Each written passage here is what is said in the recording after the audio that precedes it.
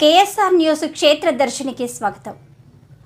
శానీశ్వర స్వామి అంటేనే అందరికీ భయం. ఎందుకంటే ఆయన ధర్మ పరిరక్షకుడు. ధర్మం మీరి ప్రవర్తించిన వారిని ఎక్కడ ఉన్నా ఏ జన్మలోనైనా వదలడు. మనిషి పుట్టుక నుండి మరణం దాకా జాతక చక్రంలో ప్రతి ఒక్కరూ ప్రత్యేకంగా శ్రద్ధతో గమనించే విషయం శని దోషం గురించే. ఈ దోషాలలో అర్ధాష్టమ శని, అష్టమ శని, ఏళ్నాటి శని, గోచార కాలమందు శనిగ్రహ దోషం ప్రత్యేకంగా కనిపిస్తుంది. హిందూ ధర్మంలో గ్రహాలకు దేవతల స్థానాలిచ్చి గౌరవిస్తారు.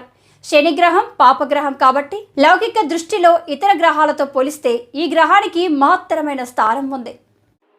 జ్యోతిష్య శాస్త్రానుసారం ప్రతి గ్రహానికి శుభ అశుభ ఎలా రెండు పార్శ్వాలు ఉంటాయి. ఏ గ్రహం పూర్తిగా శుభమే అని కానీ పూర్తి అశుభమే అని కానీ ఉండదు.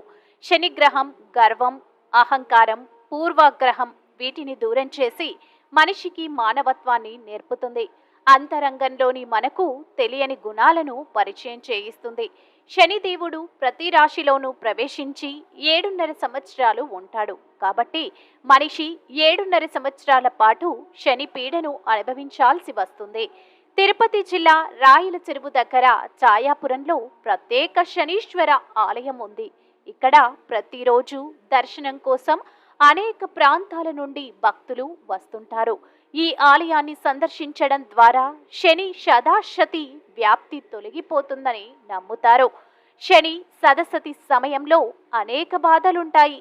దీని ప్రభావాన్ని తగ్గించడానికి మంత్రాలు, శని దర్శనం చాలా ప్రభావితంగా ఉంటాయట. శనీశ్వరుడిని పూజించడం ద్వారా సదాశతి వ్యాప్తిని తగ్గించవచ్చు. అక్కడ భక్తుల నమ్మకం. ఈ ఆలయానికి వచ్చే భక్తులు సాంప్రదాయ దుస్తులు ధరించి స్వామివారిని 19 సార్లు ప్రదక్షిణ చేసినట్లయితే శని బాధల నుండి విముక్తి పొందుతారని భక్తుల విశ్వాసం. ఈ ఆలయంలో శనీశ్వరునికి దోష నివారణకు సంబంధించిన అభిషేక కార్యక్రమాలు నిర్వహించడం జరుగుతుంది. అదేవిధంగా ఈ ఆలయంలో గోశాల కూడా నిర్వహించడం ప్రత్యేకగా ఉంది.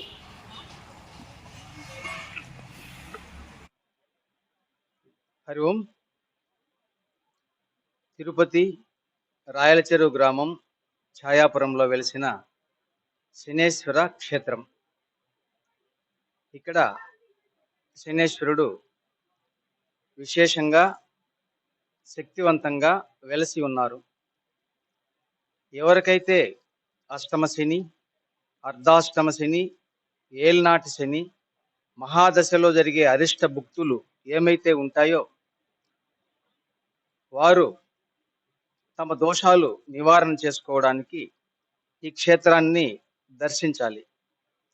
ఇక్కడ వెలిసిన శనేశ్వరుణ్ణి 19 సార్లు ప్రదక్షిణ చేసి వారి యొక్క సంకల్పాన్ని కానీ వారి యొక్క కోరికను కానీ విన్నవించుకుంటే ఆ స్వామి యొక్క అనుగ్రహం వారిపై ప్రసరించి వారికి తగిన ఫలితము, శుభాలు కలుగుతాయి.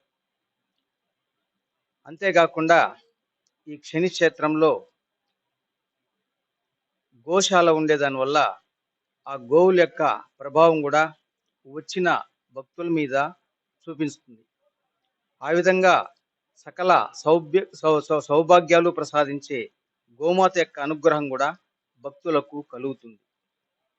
కాబట్టి ఎవరికైతే గ్రహ దోషాలు, శని దోషాలు ఉంటాయో వారు ఈ క్షేత్రానికి దర్శించి ఇక్కడ శనేశ్వర స్వామి యొక్క అనుగ్రహాన్ని పొంది వారి యొక్క గ్రహ బాధలను నివారించుకోవలసినదిగా తెలియజేయడమైనది.